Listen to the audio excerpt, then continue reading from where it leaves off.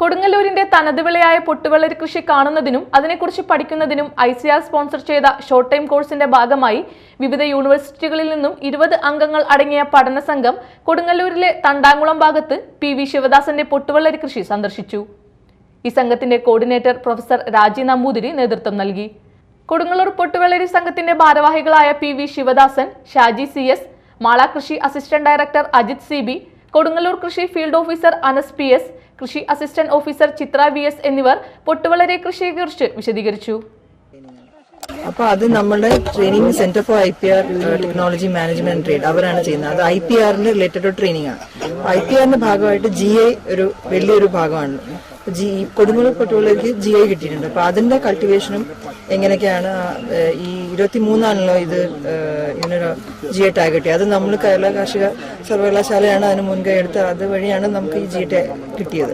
അപ്പൊ നമുക്കിത് നേരിട്ട് ഈ ഇങ്ങനെ ഫാക്കൽറ്റി വന്നവർക്ക് വെറുതെ ഒരു ക്ലാസ് റൂമിൽ മാത്രം ഈ GI കർഷകർ എന്തൊക്കെയാണ് ഫേസ് ചെയ്യുന്നത്, ശരിക്കുള്ള കൾട്ടിവേഷൻ ഇങ്ങനെ എന്തൊക്കെയാണ്, പിന്നെ പലരും ഇത് കാണാത്ത ഒരു ക്രോപ്പായിരിക്കും.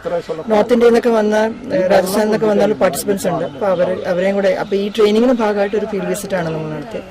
അപ്പൊ അതിലെല്ലാ ആസ്പെക്റ്റും കൾട്ടിവേഷന്റെ എല്ലാ ആസ്പെക്റ്റും